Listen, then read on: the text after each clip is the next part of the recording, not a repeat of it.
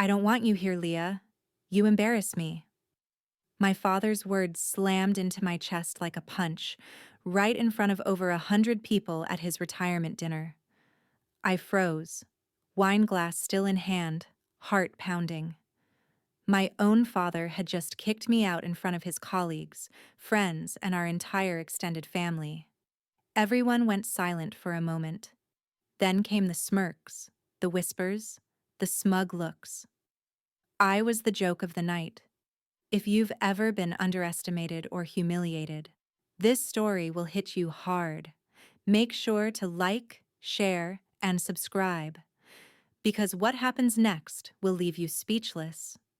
Should have worn something decent for once, sneered Aunt Valerie, sipping her champagne. My brother Nate chuckled under his breath, leaning in to whisper something to his fiancée that made her burst into laughter. I felt like I was standing on a stage, naked, with everyone waiting for my meltdown. What they didn't know was that I had been waiting for this exact moment for years. My husband, Adam, reached for my hand under the table. His grip was firm, steady, like a silent message. Don't react. Not yet. I looked around the grand banquet hall. Crystal chandeliers, velvet chairs, gold-rimmed name cards. Every part of this celebration screamed status and prestige. Except me. I didn't fit their picture-perfect family image, and they never let me forget it. Dad clinked his glass. Now that we've gotten rid of the drama, he said with a grin, let's celebrate a man who built a 40-year career from the ground up. Applause erupted while I stood there humiliated. No one stopped me as I picked up my purse. I turned to leave. And then, Leah, sit down. It was Adam. His voice was calm, but there was a sharp edge I'd never heard before. He stood up. My father blinked, confused. Excuse me? You want a celebration tonight, right? Adam asked, his voice rising just enough to silence the room again. Then maybe you should know who really paid for this event. Everyone turned toward us. Forks stopped midair. Eyes widened. Dad's jaw clenched. You? He scoffed. Don't make me laugh. But Adam wasn't smiling, and what he said next would change everything. Adam slid a folded paper from his jacket pocket and placed it on the center of the table. That's the receipt. Paid in full. Banquet hall, catering, open bar, even your ridiculous custom cake with the edible gold logo, all covered. By me. The silence was deafening. My father stared at the paper like it might explode. Then his eyes darted back to Adam. Why would you pay for my retirement party? Adam didn't blink. Because Leah wanted it to be perfect. She said no matter what, you deserved a celebration for your years of work. He turned to me for just a second. Even if you never gave her credit for anything. Gasps. Actual gasps. Someone dropped a fork. Wait, my cousin Jenna said, eyes narrowing. Leah paid for all this? No, Adam said, steady as ever. We did. With money from the company she built while all of you were too busy mocking her for selling junk online. That's when the murmurs started. The same people who whispered behind my back for years, now whispering something very different. I sat back down, slow and quiet, like the ground under them had started shifting, and only I knew where it would crack next. My father was fuming. Don't twist things. You never had a real job. You just posted nonsense on the internet and called it a business. Adam shook his head. You never even asked what Leah actually did. Do you know how many people she employs now? How many brands she owns? Brands? Nate finally spoke up, sarcasm thick in his voice. What? She sells lip gloss and yoga pants on TikTok? Among other things, Adam said, like an AI-based beauty app that was just acquired for $12 million. And there it was, the bomb.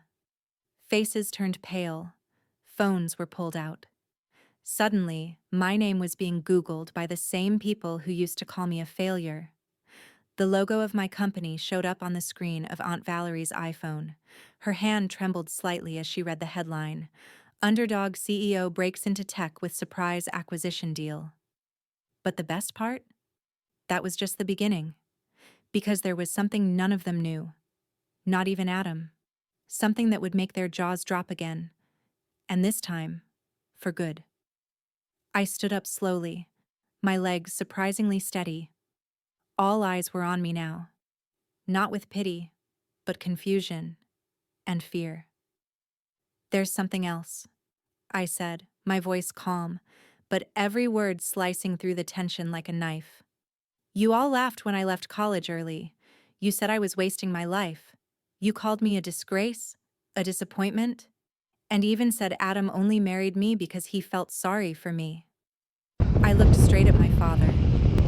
But while you were busy climbing your corporate ladder, I was building something no one in this room could even imagine. He crossed his arms. Money doesn't make you better than us. I almost laughed.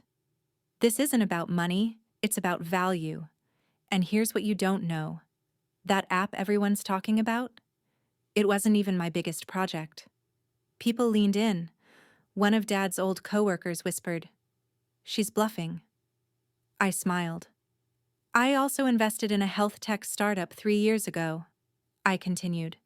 And last week, it IPO'd. My shares alone are now worth $43 million. The room exploded.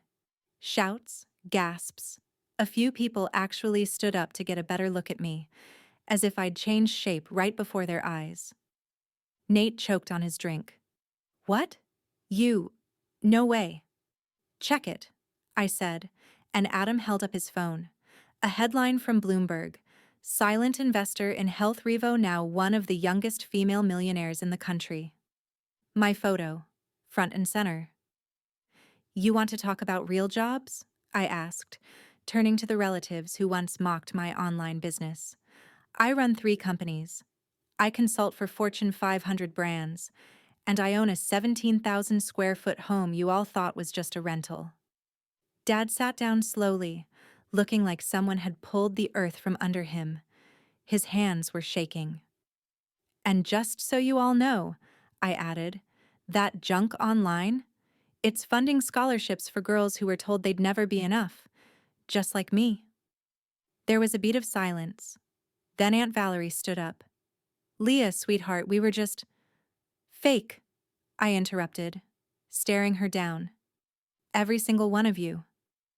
They all knew now, and none of them could take it back. But this night wasn't over, because someone else was about to walk into that room. Someone none of them expected. Someone tied to a betrayal I'd been hiding for years.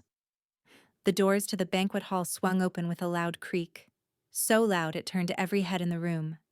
A tall woman in a sleek black dress walked in, heels clicking against the marble floor like gunshots.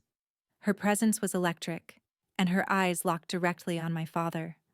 It was Danielle, my father's former assistant, the same woman my mother caught him sneaking around with 6 years ago. The scandal he denied, buried, and paid off quietly. He had no idea I knew the truth. No one did. What is she doing here? My father stuttered, his face draining of color. Danielle walked straight toward me and handed me an envelope. I believe you asked for documentation, Leah, she said, loud enough for the whole room to hear. Everything is in there: dates, emails, wire transfers, hotel records, all of it. I nodded. Thank you, Danielle. You can stay if you want, or walk out. Either way, your part's done. She gave me a knowing smile and turned around, heels echoing as she walked out the same way she entered, like a ghost who came only to deliver the final piece of a puzzle. What the hell is this? My father growled, standing now, hands trembling. This, I said, opening the envelope and holding up a thick packet of papers, is proof that you used company funds to pay for secret trips with your mistress for 3 years. That's embezzlement, Dad? And that company you just retired from? They'll love seeing these. He lunged forward. You wouldn't dare. I didn't flinch. Already did. Sent anonymously. 3 days ago. The room went completely silent. All those powerful friends, all those coworkers and family members who toasted him just an hour ago, now looked at him like he was contagious. You humiliated me tonight, I said. So I figured it was only fair to return the favor, except with truth. His knees buckled slightly. He gripped the back of a chair for balance. The proud, loud man who once controlled every room was crumbling right in front of everyone. My brother Nate spoke up, voice trembling. Why would you do this? He's still your father. I turned to him, eyes cold. Because I begged him to believe in me. For years. And all I ever got in return was shame. But I wasn't done yet. Because the final card, the biggest twist, was still in my hands. And what I was about to announce next would tear the entire family apart. I looked around the room, every face frozen in disbelief, every ego shattered by truth. But they still didn't know the full story, the real why behind all of this. So I took a deep breath and dropped the final bomb.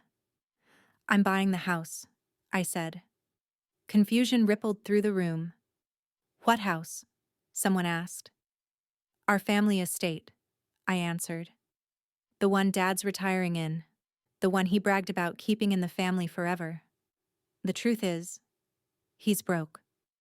After years of bad investments and covering his tracks, he sold it. Quietly. He thought it was going to some faceless investor. Gasps echoed like thunder. It was me. My mother's jaw dropped. You bought the house? Yes. Through a shell company. Clean. Legal. Finalized this morning. I turned to my father, whose face had turned ghostly pale. You kicked me out tonight. From a party I paid for. From a family I built in silence. But guess what? I leaned closer. Now I own the roof over your head. He opened his mouth, but no sound came out. You wanted to retire in peace? You should have treated your daughter like a human being, not a burden. The silence in the hall was suffocating. No one moved. No one defended him. Not even Nate. My father's legacy was gone, drowned in truth, exposed in front of the very people he tried to impress. I reached for Adam's hand and stood tall. We're done pretending. You can keep your pride. I'll keep the deed. And with that, we turned and walked out. Past the trembling hands, the silent mouths, the shattered lies. I didn't need their approval. I didn't need their applause. Because I already had everything they tried to take from me: dignity, power, and peace. And for the first time in my life, they were the ones watching me leave. Not with laughter, but with regret.